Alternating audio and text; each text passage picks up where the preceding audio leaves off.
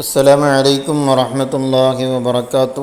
5ാം ക്ലാസ്സിലെ തജ്വീദുൽ ഖുർആൻ രണ്ടാം ഭാഗം, പൊതുപരീക്ഷയ്ക്ക് രണ്ടാം ഭാഗമാണല്ലോ ഉണ്ടാവുക. ഇൻഷാ അല്ലാഹ് രണ്ടാം ഭാഗം നമ്മൾ റിവിഷനായിട്ട് നോക്കാൻ പോവുകയാണ്. ഒന്നാമത്തെ പാഠം മുതൽ തജ്വീദുൽ ഖുർആനിനെ ഒന്നാം പാഠം മുതൽ 11ാമത്തെ പാഠം വരെ റിവിഷൻ ചെയ്യുകയാണ് ഇൻഷാ അല്ലാഹ്. ക്വസ്റ്റ്യൻ പേപ്പറുകളൊക്കെ പ്ലേലിസ്റ്റിൽ പോയിട്ട് പ്രത്യേകം നോക്കി മനസ്സിലാക്കണം. ഏതെല്ലാം രൂപങ്ങളിലാണ് ചോദ്യങ്ങൾ വരുന്നത് എന്നൊക്കെ കൃത്യമായിട്ട് പഠിച്ചിരിക്കണം. തർക്കീഖുർ റാ ആണ് ഒന്നാമത്തെ പാഠം. തർക്കീഖുർ റായിനെ കുറിച്ച് 3 പാഠങ്ങളുണ്ട്. ഒന്നാമത്തെ പാഠം നമ്മൾ വായിച്ച്, രണ്ടാമത്തെ പാഠത്തിൽ ചെറിയൊരു വിശദീകരണം, മൂന്നാമത്തെ പാഠത്തിൽ വിശദമായിട്ട് നമുക്ക് പറയാം വിഷയങ്ങൾ. തർക്കീഖുർ റാ 1 റായിനെ 5 സന്ദർഭങ്ങളിൽ തഫ്ഖീം ചെയ്യുമെന്നും 4 ഇടങ്ങളിൽ തർക്കീഖ് ചെയ്യുമെന്നും നാം മനസ്സിലാക്കിയല്ലോ. അപ്പോൾ റായിനെ എത്ര സന്ദർഭങ്ങളിൽ തഫ്ഖീം ചെയ്യുക?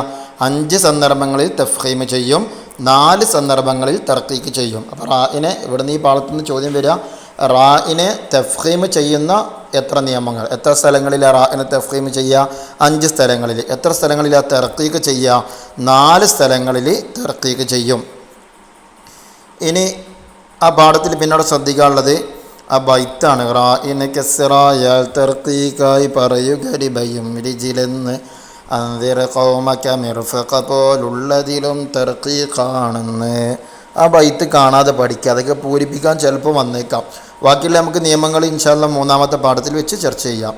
പിന്നെ രണ്ടാം പാഠത്തിലും നമുക്ക് പഠിക്കാനുള്ളത്, കാര്യമായിട്ട് പഠിക്കാനുള്ളത് ആ ബൈത്താണ്. പ്രത്യേകം ശ്രദ്ധിക്കാനുള്ളത് ഖൈർ ഖബീർ റായിനെ വഖഫിൽ നേർപ്പിച്ചോതി പറയണം. ഹിജ്രി ദിക്റ് ദിക്റ് ബിക്റ് എന്നതിലും റാ തർക്കീഖാക്കണം. ആ ബൈത്ത് എന്ത് ചെയ്യുക? കാണാതെ പഠിക്കുക. ഇനി മൂന്നാമത്തെ പാഠത്തിൽ എല്ലാ നിയമങ്ങളും പറയുന്നുണ്ട്. ഇതുവരെ 2 പാഠങ്ങളിൽ 2 നിയമങ്ങളാണ് പറഞ്ഞത്. തർക്കീഖുർ റാഇൻ്റെ 2 വീതം നിയമങ്ങൾ വെച്ചിട്ടാണ് അവിടെ പറഞ്ഞത്. അപ്പോൾ ഞാൻ അത് വിശദമായിട്ട് നമുക്ക് ഇവിടെ നോക്കാം. ഖവായിദ് തർക്കീഖുർ റാഇൻ്റെ നിയമങ്ങൾ. 1, റായിൻ്റെ ഹർക്കത്ത് കെസറായിരിക്കുക. ഒന്നാമത്തെ നിയമം എന്താ?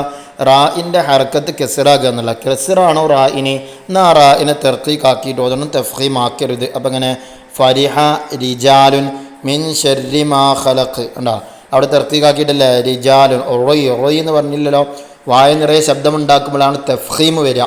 ഇവിടെ നമ്മൾ തർക്കീഖ് നേർപ്പിച്ച് ഓതുക തർക്കീഖ് എന്ന് പറയുമ്പോൾ. അപ്പോൾ ഫരിഹ റിജാലി മിൻ ശർരി മാ ഖലഖ്.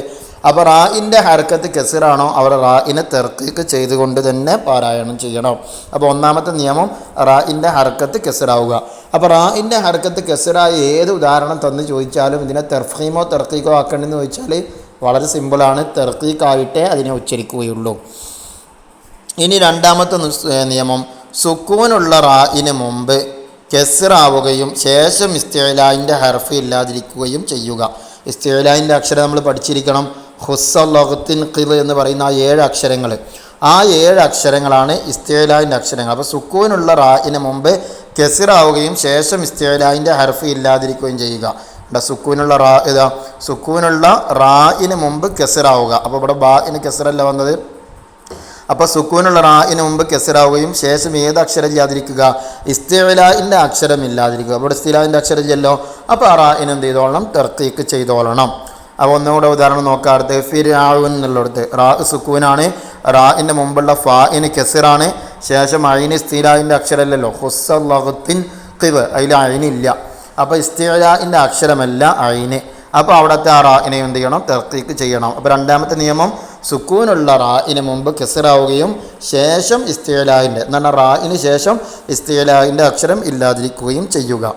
ഇനി അടുത്ത് മൂന്നാമത്തേത്, സാക്കിനായ റായിന് മുമ്പ് സുക്കൂനുള്ള യാ ഉണ്ടായിരിക്കുക. സാക്കിനായ സുക്കൂനുള്ള യാന് മുമ്പ് എന്തുണ്ടാവുക? സാക്കിനായ സുക്കൂനുള്ള ഒരു യാ ഉണ്ടാവുക. ഏതുപോലെ അൽ മസീർ, മസീൻ. അവിടെ നിർത്തുന്ന സമയത്ത് വഖഫ് ചെയ്യുമ്പോഴാണ് റായിന് സുക്കൂൻ വരിക. അപ്പോൾ മസീൻ റാ സുക്കൂനായി, റായിന് മുമ്പ് എന്ത് വന്നു? സുക്കൂനുള്ള യാ വന്നു. അടുത്ത് ഖൈർ, അവിടെ എന്താ? റായിന് സുക്കൂനാണ്. വഖഫിൻ്റെ നിർത്തുന്ന സമയത്ത് അവിടെ സുക്കൂന് വരുന്നു. തൻവീൻ ലൊമ്മാണുള്ളത്, പക്ഷെ നിർത്തുന്ന സമയത്ത് അവിടെ എന്ത് വരുന്നു? സുക്കൂന് വരുന്നു. അതിന് തൊട്ട് മുമ്പുള്ള അക്ഷരം ഏത് വരുന്നു? സാക്കിനായ റാ, സുക്കൂനുള്ള യാ ആയിട്ട് വരുന്നു. അപ്പോൾ മൂന്നാമത്തെ നിയമം എന്താ പറഞ്ഞത്? സാക്കിനായ റായിന് മുമ്പ് ഒരു സുക്കൂനുള്ള യാ ഉണ്ടായിരിക്കുക. സാക്കിനായ റായിന് മുമ്പ് സുക്കൂനുള്ള യാ ഉണ്ടായിരിക്കുക. ആ നിയമങ്ങളൊക്കെ സിമ്പിളായിട്ട് തന്നെ നമുക്ക് മനസ്സിലാക്കാൻ കഴിയും. ഇനി നാലാമത്തെ നിയമം, സാക്കിനായ റായിന് മുമ്പുള്ളത് സുക്കൂനായ അക്ഷരവും അതിന് മുമ്പുള്ളത് കെസറുമാവുക. സാക്കിനായ റായിന് മുമ്പ് ഹിജിർ, അവിടെ റായിന് സുക്കൂൻ ചെയ്ത് നിർത്തുന്ന സമയത്ത് ഹിജിർ എന്ന് വരും, സുക്കൂന് വരും. അപ്പോൾ സാക്കിനായ റായിന് മുമ്പ് സുക്കൂന്, അപ്പോൾ ജീമിന് ഇവിടെ സുക്കൂനാണ്, സുക്കൂനായ അക്ഷരവും അതിന് മുമ്പുള്ള അക്ഷരത്തിന് കെസറുമാവുക. അപ്പോൾ സാക്കിനായ റായി, അതിന് മുമ്പുള്ളതിന് സുക്കൂന്, അതിന് മുമ്പുള്ളതിന് കെസറ്. ഹാഇന് കെസറല്ല വന്നത്. ഇനി ഇവിടെ ദിക്കിരുന്നുള്ളിടത്ത് നോക്കുക, റായിന് സുക്കൂന് നിർത്തുന്ന സമയത്ത് റായിന് സുക്കൂന് വരുന്നു, റായിന് മുമ്പുള്ള അക്ഷരത്തിന് സുക്കൂന്, അതിന് മുമ്പുള്ളതിന് കെസറ് വരുന്നു. ഇങ്ങനെയാണ് 4 നിയമങ്ങൾ. നാലാമത്തെ നിയമം, സാക്കിനായ റായിന് മുമ്പുള്ളത് സുക്കൂനായ അക്ഷരവും അതിന് മുമ്പുള്ളത് കെസറാവുകയും ചെയ്യുക. സാക്കിനായ റായിന് മുമ്പുള്ളത് സുക്കൂനായ അക്ഷരവും അതിന് മുമ്പുള്ളത് കെസറുമാവുക. അപ്പോൾ 4 നിയമങ്ങളും വളരെ സിമ്പിളായിട്ട് നമുക്ക് മനസ്സിലാക്കാം. ഒന്നാമത്തെ റായിൻ്റെ ഹർക്കത്ത് കെസറാവുക. രണ്ടാമത്തെ പറഞ്ഞാൽ എന്താ, സുക്കൂനുള്ള റായിന് മുമ്പ് കെസറാവുകയും ശേഷം ഇസ്തിഅലാൻ്റെ അക്ഷരം ഇല്ലാതിരിക്കുകയും ചെയ്യുക. മൂന്നാമത്തെ സാക്കിനായ റായിന് മുമ്പ് സുക്കൂനുള്ള യാ ഉണ്ടായിരിക്കുക. നാലാമത്തെ സാക്കിനായ റായിന് മുമ്പ് സുക്കൂനായ അക്ഷരവും അതിന് മുമ്പ് എന്ത് വരിക, കെസറ് വരിക. അതിന് മുമ്പ് കെസറ് വരിക. ഉദാഹരണം വെച്ച് പഠിക്കുക. പിന്നെ പ്രത്യേകം ശ്രദ്ധിക്കാനുള്ളത്, ഉദാഹരണം വെച്ചിട്ടാണ് പലപ്പോഴും പരീക്ഷയ്ക്ക് ചോദിച്ചതായിട്ട് കുറേ ചോദ്യങ്ങളിൽ കാണുന്നത്. ചേരുംപടി ചേർക്കാനുള്ളിടത്താണെങ്കിലും ശരി ഉത്തരം അടയാളപ്പെടുത്താനുള്ളിടത്താണെങ്കിലും അവിടെയൊക്കെ ഉദാഹരണങ്ങൾ കൊടുത്തിട്ട്, അല്ലെങ്കിൽ റായിനെ തെർക്കീക്ക് ചെയ്യണം, എന്നിട്ട് 3 ഉദാഹരണങ്ങൾ അടിയിൽ കൊടുത്തിട്ടുണ്ടാവും. അപ്പോൾ ആ നിയമങ്ങൾ നമുക്ക് അറിഞ്ഞാലേ അവിടെ നമുക്ക് എന്ത് ചെയ്യാൻ പറ്റുള്ളൂ, തെർക്കീക്ക് ഏതാണ് തഫ്ഹീം ഏതാണെന്ന് മനസ്സിലാക്കാൻ കഴിയുള്ളൂ. അതുപോലെ തന്നെ മറ്റൊന്നാണ്, ഉദാഹരണം കൊടുക്കും. ആ ഒരു ആയത്ത് കൊടുത്തിട്ടുണ്ടാവും, എന്നിട്ട് അപ്പുറത്ത് കൊടുത്തിട്ടുണ്ടാവും ചിലപ്പം തെർക്കീഖു റാ എന്ന്. അപ്പോൾ അതിനോട് യോജിച്ച ABC നമുക്ക് ചെയ്യേണ്ടി വരും. നമുക്ക് കാണിച്ചു തരാം ഇൻഷാ അല്ലാഹ് കഴിഞ്ഞ വർഷം വന്നതിൽ. ഇനി നമുക്ക് പറയാനുള്ളത് തഫ്ഹീമുൽ അലിഫി വൽ വാവ്, വാവിനെയും അലിഫിനെയും തഫ്ഹീമാക്കുന്ന രീതിയാണ് ഇനി നമുക്ക് പറയാനുള്ളത്. തഫ്ഹീമും തർക്കീഖും ഉണ്ട് നോക്കുക. ഇസ്തിഫാലിൻ്റെ അക്ഷരങ്ങളിൽപ്പെട്ട അലിഫ്, വാവ്, ലാം, റാ എന്നിവക്ക് തർക്കീഖ്, തഫ്ഹീം എന്നീ 2 അവസ്ഥകളുണ്ടെന്ന് നാം മനസ്സിലാക്കിയല്ലോ. ഇസ്തിഫാലിൻ്റെ അക്ഷരങ്ങളാണ്. ഇസ്തിഫാലിൻ്റെ അക്ഷരങ്ങളായ അലിഫ്, വാവ്, ലാം, റാ. അപ്പോൾ ഇസ്തിഫാലിൻ്റെ അക്ഷരങ്ങൾ ഏതെല്ലാം അക്ഷരങ്ങളെ തഫ്ഹീമും തർക്കീഖുമാക്കും? എത്ര അക്ഷരങ്ങളെ തഫ്ഹീമും തർക്കീഖുമാക്കും? 4 അക്ഷരങ്ങൾ. അത് ഏതൊക്കെയാണ്? അലിഫ്, വാവ്, ലാം, റാ. റെഡിയല്ല? ഇസ്തിഫാലിൻ്റെ അക്ഷരങ്ങളിൽ ഏതെല്ലാം അക്ഷരങ്ങളെ തഫ്ഹീമും തർക്കീഖുമാക്കും? ഏതൊക്കെയാണ്? അലിഫ്, വാവ്, ലാം, റാ. ഇനി ചോദ്യം ഇങ്ങനെ വന്നത്, ഇസ്തിഫാലിൻ്റെ അക്ഷരങ്ങൾ എത്ര അക്ഷരങ്ങളെ തഫ്ഹീമും തർക്കീഖുമാക്കും? അപ്പോൾ എത്ര അക്ഷരങ്ങളാണ്? 4 അക്ഷരങ്ങൾ. ഇതാണ് ഇവിടെ നിന്ന് നോക്കാനുള്ളത്. ഇനി നമുക്ക് എപ്പോഴാണ് അലിഫിനെയും വാവിനെയും തഫ്ഹീമാക്കുക തർക്കീഖാക്കുക എന്നുള്ളതാണ്. അപ്പോൾ നോക്കാം. തഫ്ഹീമിൻ്റെ ഹർഫുകളെ നീട്ടാൻ വന്ന അലിഫിനെയും വാവിനെയും തഫ്ഹീം ചെയ്തുകൊണ്ടും തർക്കീഖിൻ്റെ ഹർഫുകളെ നീട്ടാൻ വന്ന അലിഫിനെയും വാവിനെയും തർക്കീഖ് ചെയ്തുകൊണ്ടുമാണ് ഓതേണ്ടത്. അപ്പോൾ വളരെ സിമ്പിളാണ്. അലിഫിനെയും വാവിനെയും എപ്പോഴാണ് തഫ്ഹീം ചെയ്യേണ്ടത്? ആൻസർ, തഫ്ഹീമിൻ്റെ അക്ഷരങ്ങളെ നീട്ടാൻ വരുന്ന അലിഫിനെയും വാവിനെയും തഫ്ഹീം ചെയ്യണം. ഇനി തർക്കീഖ് ചെയ്യേണ്ടത് എപ്പോഴാണെന്ന് ചോദിച്ചാൽ അപ്പോൾ അവരോട് എന്താ, തർക്കീഖിൻ്റെ അക്ഷരങ്ങളെ നീട്ടാൻ വരുന്ന അലിഫിനെയും വാവിനെയും എന്ത് ചെയ്യണം? തർക്കീഖ് ചെയ്യണം. വളരെ സിമ്പിളായിട്ട് മനസ്സിലാക്കാം. തഫ്ഹീമിൻ്റെ അക്ഷരങ്ങളെ നീട്ടാൻ വരുന്ന അലിഫിനെയും വാവിനെയും തഫ്ഹീം ചെയ്യണം. തർക്കീഖിൻ്റെ അക്ഷരങ്ങളെ നീട്ടാൻ വരുന്ന അലിഫിനെയും വാവിനെയും തർക്കീഖ് ചെയ്യണം. നമ്മൾ ഉദാഹരണം നോക്കുക. റുഹാൻ തഫ്ഹീമിൻ്റെ അക്ഷരമാണ് ഖാ. കാരണം ഹുസ്സല്ലഖത്തിൻ ഖീൽ ഇസ്തിലാഹിൻ്റെ അക്ഷരങ്ങൾ എപ്പോഴും തഫ്ഹീം ചെയ്തിട്ട് വെച്ചിരിക്കുക. അപ്പോൾ ഖാഇനെ തഫ്ഹീം ചെയ്താൽ വെച്ചിരിക്കണം. അപ്പോൾ അതിനെ നീട്ടാൻ വന്ന അലിഫ്, ആ അലിഫിനെ എന്ത് ചെയ്യണം? തഫ്ഹീം ചെയ്യണം. റുഹാൻ. അടുത്ത് അസ്വാബ, ഹൈതു അസ്വാബ, അസ്വാ എന്നുള്ളതാണ്. സ്വാന്ന് അവിടെ എന്താ, അലിഫാണ് വന്നത്. അലിഫ് സ്വാദ് ഏതിൻ്റെ അക്ഷര? ഇസ്തിലാഹിൻ്റെ അക്ഷരമാണ്. ഇസ്തിലാഹിൻ്റെ അക്ഷരം എപ്പോഴും തഫ്ഹീമാക്കണം. അപ്പോൾ അതിനെ നീട്ടാൻ വന്ന അലിഫിനെ നമ്മൾ എന്ത് ചെയ്യണം? തഫ്ഹീമാക്കണം. ഇബ്തിഗാ മർലാത്തി, ഇവിടൊക്കെ തന്നെയാണ് അലിഫാണ് വന്നിട്ടുള്ളത്. അവിടൊക്കെ തഫ്ഹീമിൻ്റെ അക്ഷരങ്ങളെ നീട്ടാനാണ് അലിഫ് വന്നിട്ടുള്ളത്. അപ്പോൾ അവിടെ തഫ്ഹീം ചെയ്യണം. ഇനി ഇവിടെ ഫഇദാ ജാഅത്തി, ഫഇദാ എന്നുള്ളതാ ദാൽ ഇസ്തിഫാലിൻ്റെ അക്ഷരമാണ്. അതിനെ തർക്കീഖ് ചെയ്തിട്ടാണ് ഉച്ചരിക്കുക. അപ്പോൾ ആ അലിഫിനെ എന്ത് ചെയ്യണം? തർക്കീഖ് ചെയ്ത് ഉച്ചരിക്കണം. കാരണം തർക്കീഖിൻ്റെ അക്ഷരത്തിൽ നീട്ടാൻ വന്ന അലിഫായതുകൊണ്ട് അതിന് തർക്കീഖ് ചെയ്ത് ഉച്ചരിക്കണം. ഇനി ജാഅത്ത്, അവിടെ എന്താ, ജാ എന്നുള്ളത് ഇസ്തിഫാലിൻ്റെ അക്ഷരമാണ്. തർക്കീഖ് ചെയ്തിട്ട് ഓതേണ്ടത്. അപ്പോൾ ആലിഫിനെ എന്ത് ചെയ്യണം? തർക്കീഖ് ചെയ്ത് ഓതണം. അപ്പോൾ എവിടെയാണല്ലോ അസ്വാഖ എന്നുള്ളത്, അവിടെ സ്വാദ് തഫ്ഹീമിൻ്റെ അക്ഷരമാണ്. അപ്പോൾ തഫ്ഹീം ചെയ്തിട്ട് തന്നെ അലിഫിനെ ഉച്ചരിക്കണം. ഇവിടെ ഫഇദാ ജാ എന്നുള്ള 2 തർക്കീഖാണ്. ദാലിനെ നീട്ടാൻ വന്ന അലിഫും അതുപോലെ തന്നെ ജീമിനെ നീട്ടാൻ വന്ന അലിഫ് രണ്ട് എന്ത് ചെയ്തിട്ട് ഓതേണ്ടത്? തർക്കീക്ക് ചെയ്തുകൊണ്ടാണ് ഓതേണ്ടത്. കാരണം തർക്കീക്കിൻ്റെ അക്ഷരങ്ങളെ നീട്ടാൻ വന്നതാണ്. ബാക്കിയുള്ള ഉദാഹരണങ്ങളിലൊക്കെ തഫ്ഖീമിൻ്റെ അക്ഷരങ്ങളെ നീട്ടാൻ വന്നതാണ്. അപ്പോൾ ആ രൂപത്തിൽ എന്ത് ചെയ്യുക, മനസ്സിലാക്കുക. വാവും ഇതുപോലെ തന്നെയാണ്. തഫ്ഖീമിൻ്റെ അക്ഷരങ്ങൾ നീട്ടാമെന്ന വാവിനെ തഫ്ഖീം ചെയ്യണം, തർക്കീക്കിൻ്റെ അക്ഷരങ്ങൾ നീട്ടാമെന്ന വാവിനെ തർക്കീക്കും ചെയ്യണം. ഇനി ഈ പാഠത്തിലുള്ള ബൈത്ത് എന്ത് ചെയ്യുക, ഒന്ന് കാണാൻ പഠിക്കുക. ഇസ്തിലാഇൻ ഹർഫിനെ നീട്ടുന്ന അലിഫും വാവും തഫ്ഖീമ, ഇവയല്ലാത്തവ നീട്ടുന്ന എല്ലാ അലിഫും വാവും തർക്കീഖ.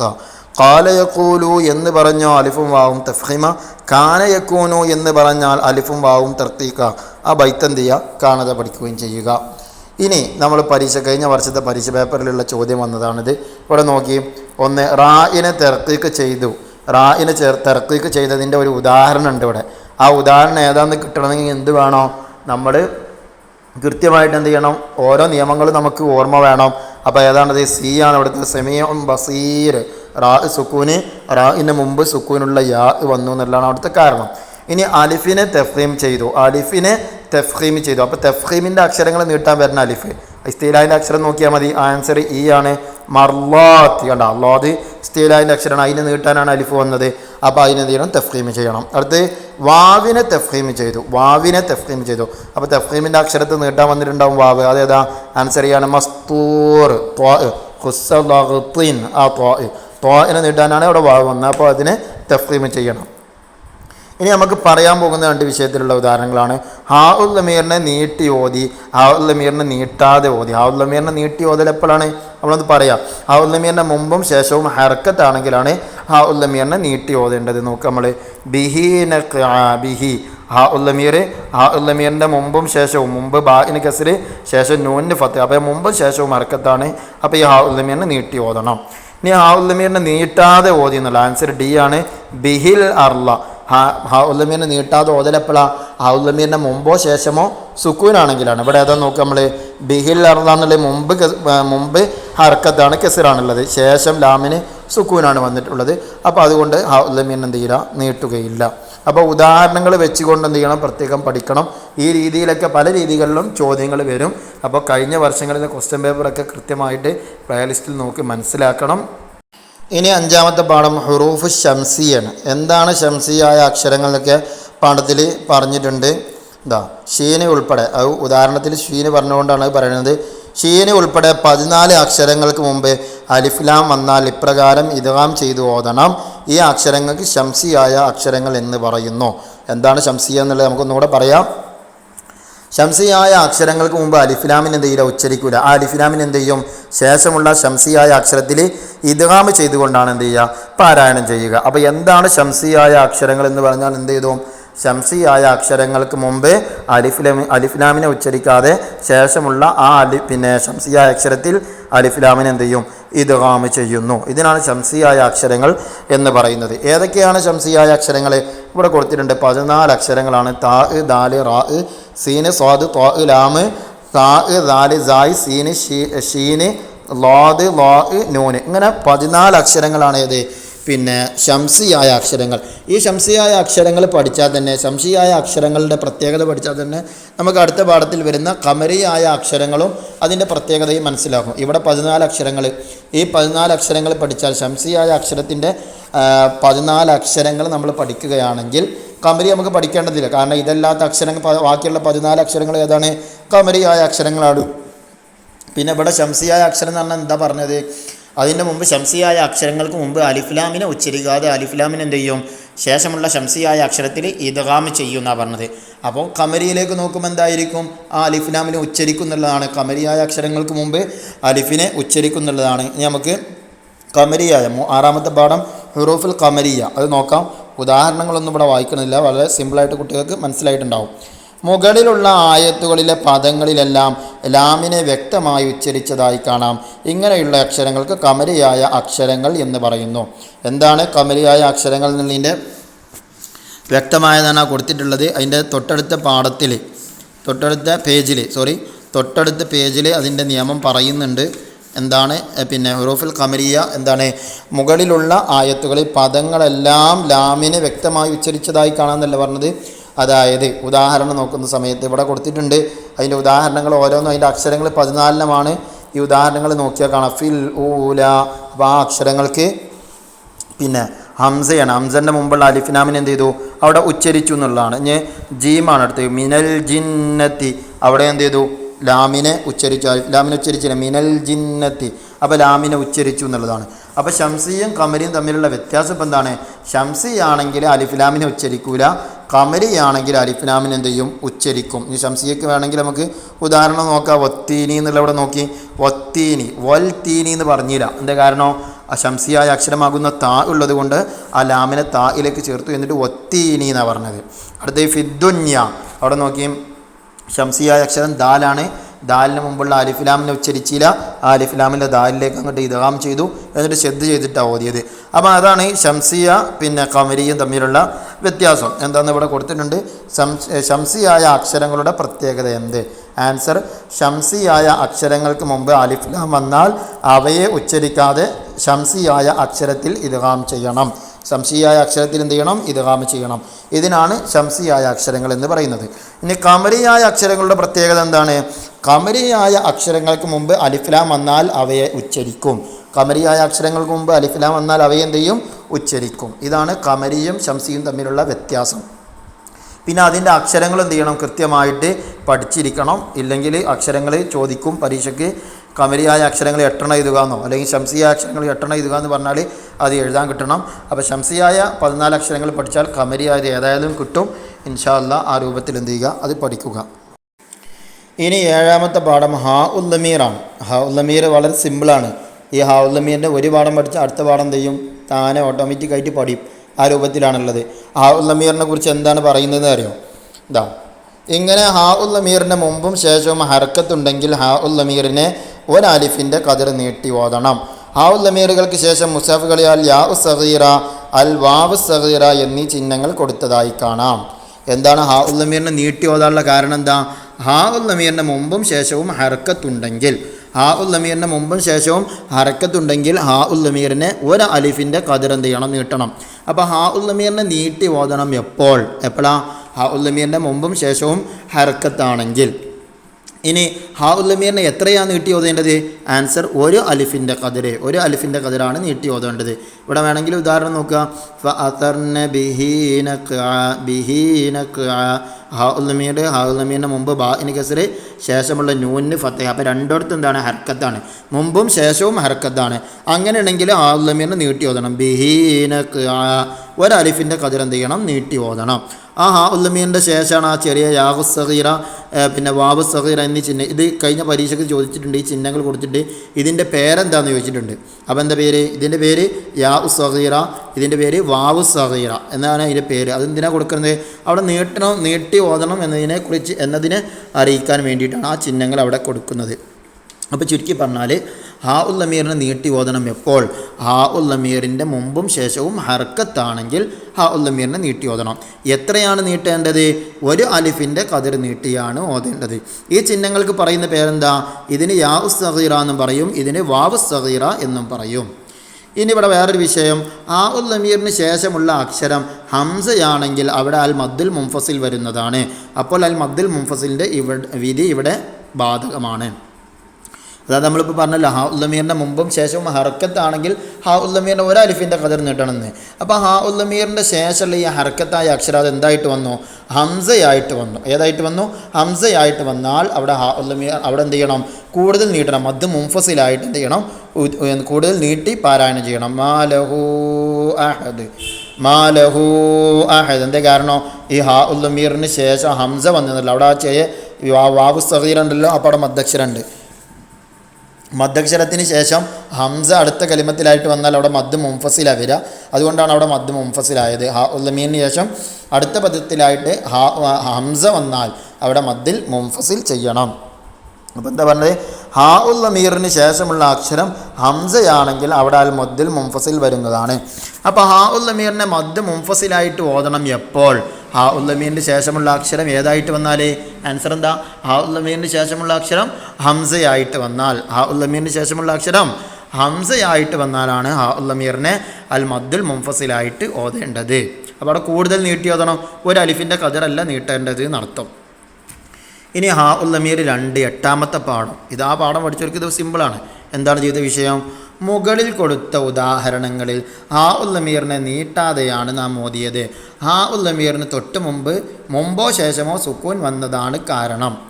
ഇങ്ങനെ ഹാ ഉൽ ലമീറുകൾക്ക് തൊട്ട് മുമ്പോ ശേഷമോ സുക്കൂനുള്ള അക്ഷരമായാൽ അവയെ നീട്ടാതെയാണ് ഓതേണ്ടത്. അപ്പോൾ ഹാ ഉൽ ലമീറിനെ നീട്ടാതെ ഓതണം എപ്പോൾ? ഹാ ഉൽ ലമീറിൻ്റെ മുമ്പോ ശേഷമോ സുക്കൂനുള്ള അക്ഷരമായാൽ. ഹാ ഉൽ ലമീറിൻ്റെ മുമ്പോ ശേഷമോ ഏതക്ഷരമായി? സുക്കൂനുള്ള അക്ഷരമായാൽ ഹാ ഉൽ ലമീറിനെ നീട്ടാതെ ഓതണം. റെഡി അല്ലേ? ഹാ ഉൽ ലമീറിനെ നീട്ടി ഓതേണ്ടതെന്നാണ് പറഞ്ഞത് നേരത്തെ പാഠത്തിൽ.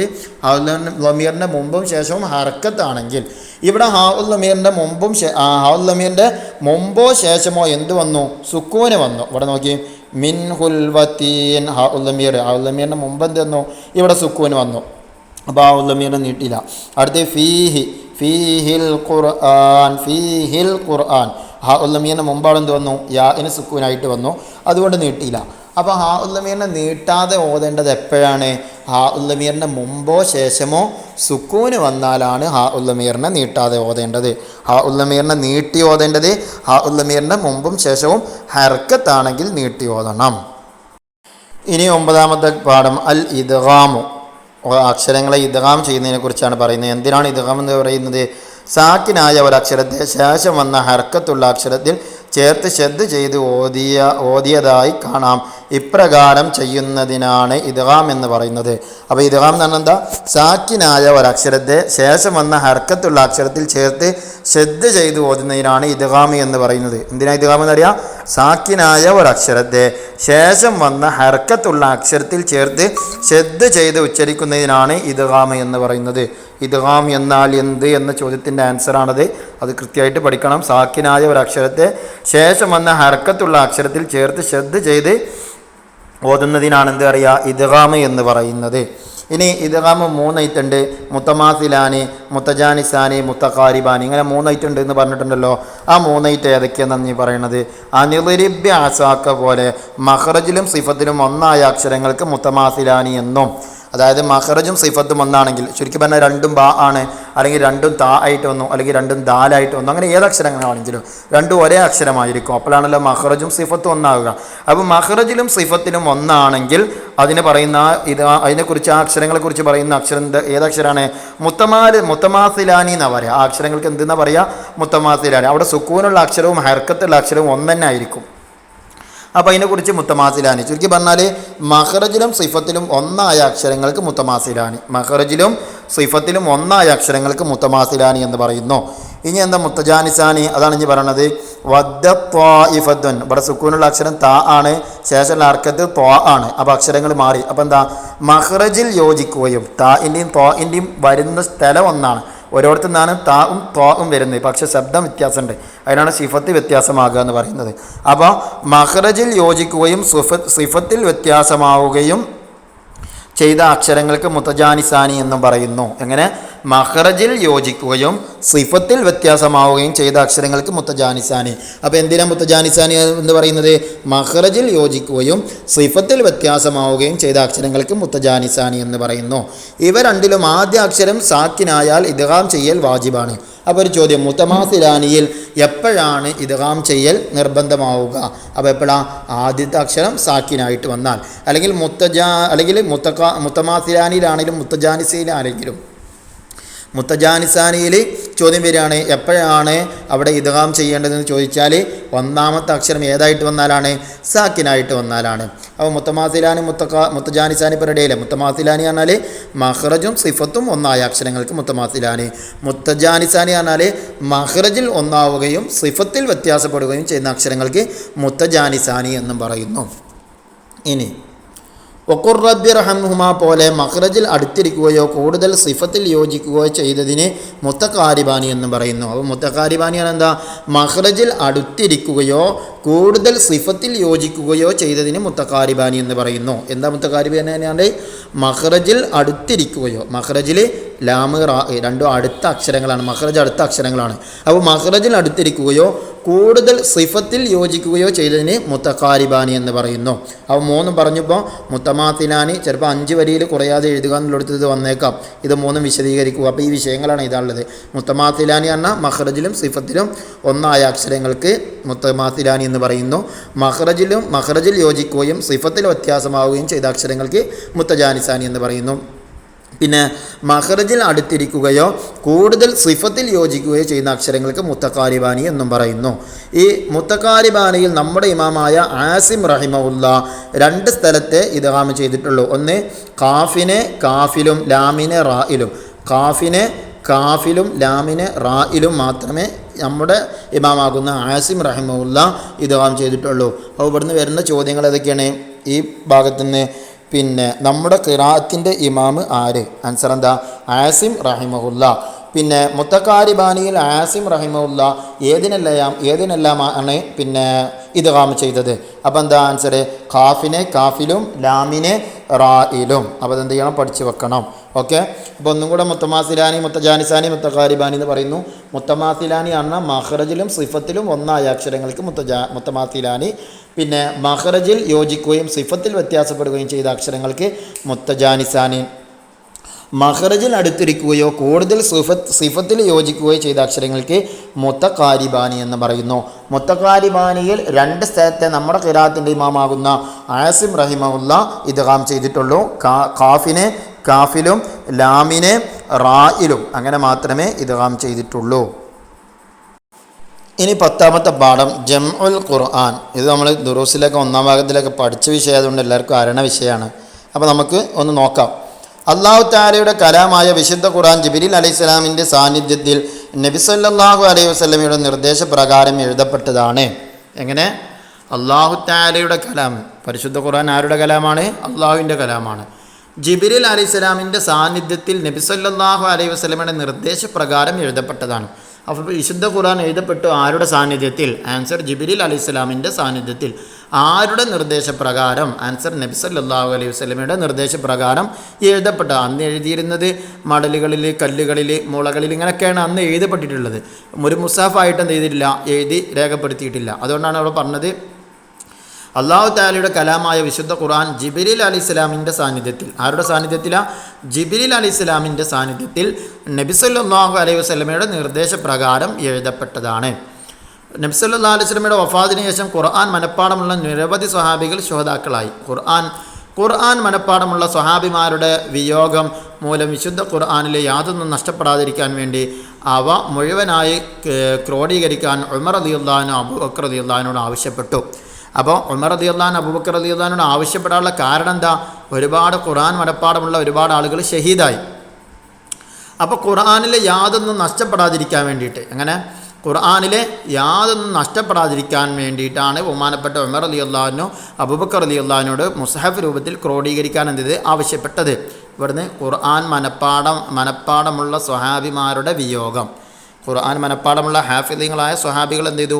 യുദ്ധങ്ങളിൽ ഷഹീദായി എന്നുള്ളതാണ് ഖുർആൻ മുസാഫ് പിന്നെ ഒരു മുസാഫ് രൂപത്തിൽ കൊണ്ടുവരാനുള്ള കാരണം. അതുപോലെ തന്നെ വിശുദ്ധ ഖുർആനിലെ യാതൊന്നും നഷ്ടപ്പെടാതിരിക്കാൻ വേണ്ടിയും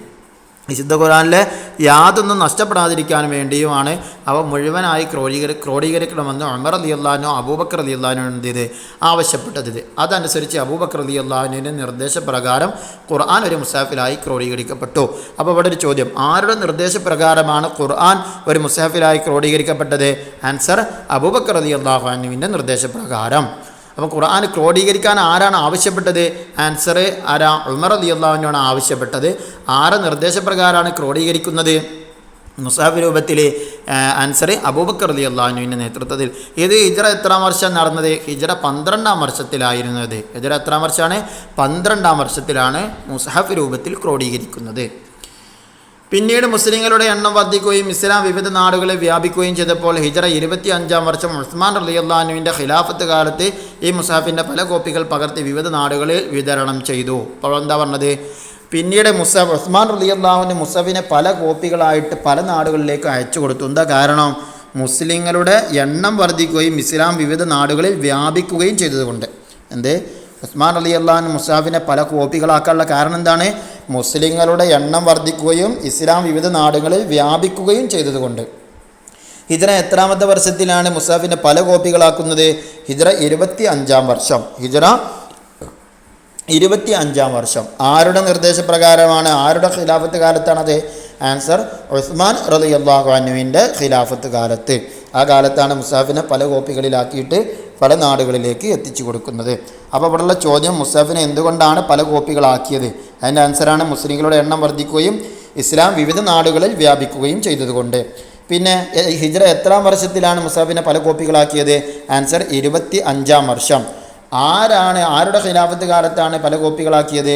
ആൻസർ ഉസ്മാൻ റളിയല്ലാഹു അൻഹുവിൻ്റെ ഖിലാഫത്ത് കാലത്ത്. ഇനി 11-ാമത്തെ പാഠം അർ റസ്മുൽ ഉസ്മാനി എന്നുള്ള പാഠം. വിശുദ്ധ ഖുർആനിൻ്റെ ഭാഷ അറബിയിലാണെങ്കിലും സാധാരണ അറബി എഴുത്തിൻ്റെ പൊതു നിയമത്തിൽ നിന്ന് വ്യത്യസ്തമായാണ് ഖുർആനിലെ പല പദങ്ങളും പദഫലങ്ങളുടെയും എഴുത്ത്. ഈ എഴുത്ത് രീതിയാണ് അർ റസ്മുൽ ഉസ്മാനി. ഈ രീതിക്ക് വിരുദ്ധമായി ഖുർആൻ എഴുതാൻ പാടില്ല. അങ്ങനെ എഴുതൽ ഹറാമാണ്. അപ്പോൾ എന്തിനാ റസ്മുൽ ഉസ്മാനി എന്ന് പറയാം? സാധാരണ അറബി എഴുത്തിൻ്റെ പൊതു നിയമത്തിൽ നിന്ന് വ്യത്യസ്തമായാണ് ഖുർആനിലെ പല പദങ്ങളുടെയും എഴുത്ത്. ആ എഴുത്ത് രീതിക്കാണ് എന്ത് പറയുക? റസ്മുൽ ഉസ്മാനി എന്ന് പറയുന്നത്. അപ്പോൾ ഖുർആനിലെ എഴുത്ത് രീതിക്കാണ് എന്തെന്ന് പറയുന്നത്? റസ്മുൽ ഉസ്മാനി എന്ന് പറയുന്നത്. സാധാരണ അറബി എഴുത്തിൻ്റെ പൊതു നിയമത്തിൽ നിന്ന് വ്യത്യാസമായാണ് ഖുർആനിനെ ഖുർആനിലെ പദങ്ങളും പല പദങ്ങളുടെയും എഴുത്ത് രീതി. ആ എഴുത്ത് രീതിക്കാണ് എന്തെന്ന് പറയുന്നത്?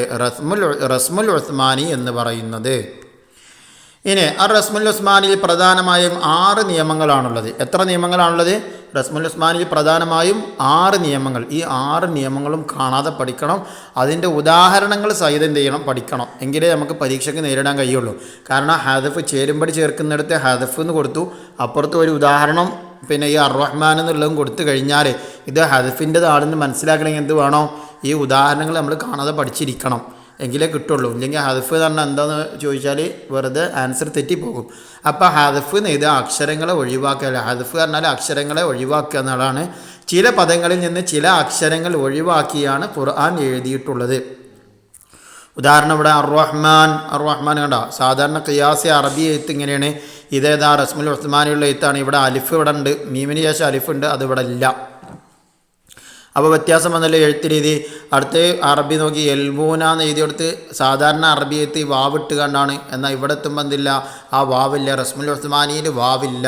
അപ്പോൾ ഹദഫ് എന്ന് മാത്രം പഠിച്ചാൽ പോരാ, അതിൻ്റെ ഉദാഹരണങ്ങൾ എന്ത് ചെയ്യണം? പുസ്തകത്തിൽ പറഞ്ഞ ഉദാഹരണങ്ങൾ കൃത്യമായിട്ട് എന്ത് ചെയ്യണം? പഠിക്കണം, ഓർമ്മ വേണം.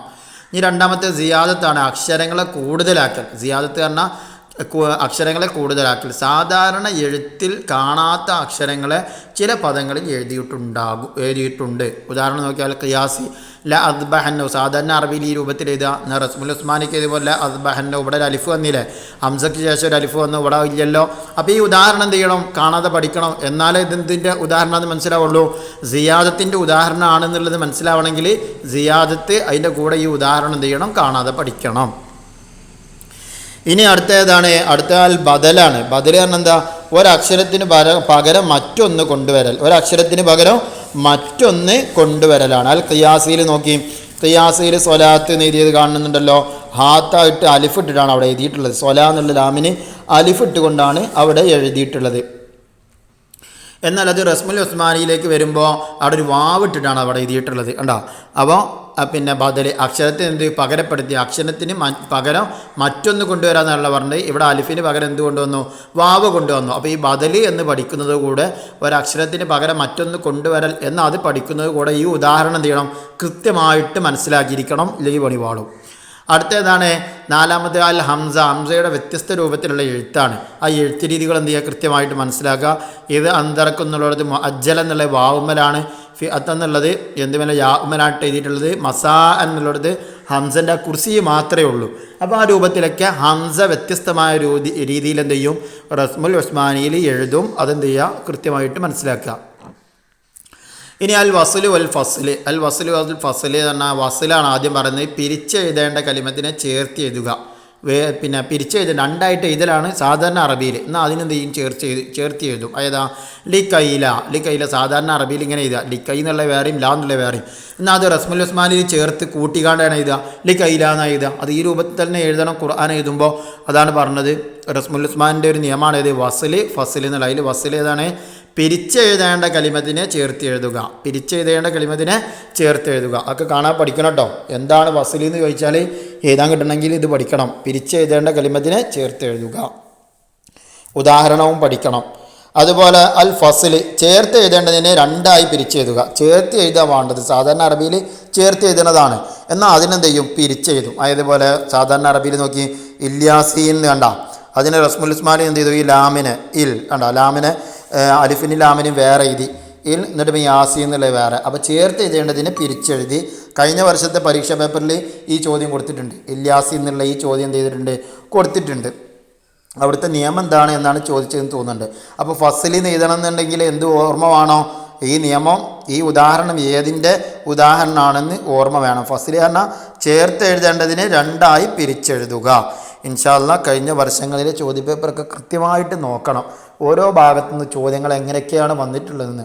അതേ ചോദ്യങ്ങൾ തന്നെ വരും എന്നുള്ളതല്ല. അതിനു വേണ്ടിയല്ല നമ്മൾ എന്ത് നോക്കുന്നത്? കഴിഞ്ഞ വർഷങ്ങളിലുള്ള ചോദ്യപേപ്പറുകൾ നോക്കുന്നത്. പിന്നെ എന്തിനാ? ചോദ്യങ്ങൾ നമുക്ക് പരിചയപ്പെടാനാണ്. ഏതെല്ലാം രൂപത്തിലാണ് ചോദ്യങ്ങൾ വരുന്നത്? റസ്മുൽ ഉസ്മാനി പാഠത്തിൽ നിന്ന് ഏതെല്ലാം രൂപത്തിൽ ചോദ്യങ്ങൾ വന്നിട്ടുണ്ട്, അല്ലെങ്കിൽ ഹാ ഉൽ അമീറിൻ്റെ പാഠത്തിൽ നിന്ന്, അല്ലെങ്കിൽ തർക്കീഖുർ റാഇൻ്റെ പാഠത്തിൽ നിന്ന് ഏതെല്ലാം രൂപത്തിൽ ചോദ്യങ്ങൾ വന്നിട്ടുണ്ട് എന്നൊക്കെ മനസ്സിലാക്കാൻ വേണ്ടിയിട്ടാണ് നമ്മൾ എന്ത് ചെയ്യുന്നത്? പഴയ ക്വസ്റ്റ്യൻ പേപ്പറുകളൊക്കെ നോക്കുന്നത്. അത് പ്ലേലിസ്റ്റിൽ നോക്കിയിട്ട് അത് പ്രത്യേകം ചെയ്യുക, പഠിച്ചെടുക്കണം, കൃത്യമായിട്ട് നോക്കണം, മനസ്സിലാക്കണം ചോദ്യങ്ങൾ വരുന്ന രീതികളിൽ. ഇൻഷാ അല്ലാഹ് അല്ലാഹു സുബ്ഹാനഹു തആല നമ്മുടെ മക്കൾക്ക് എല്ലാവർക്കും ഉന്നതമായ വിജയം നൽകുമാറാകട്ടെ. ആമീൻ. അസ്സലാമു അലൈക്കും വറഹ്മത്തുള്ളാഹി വബറകാതുഹു.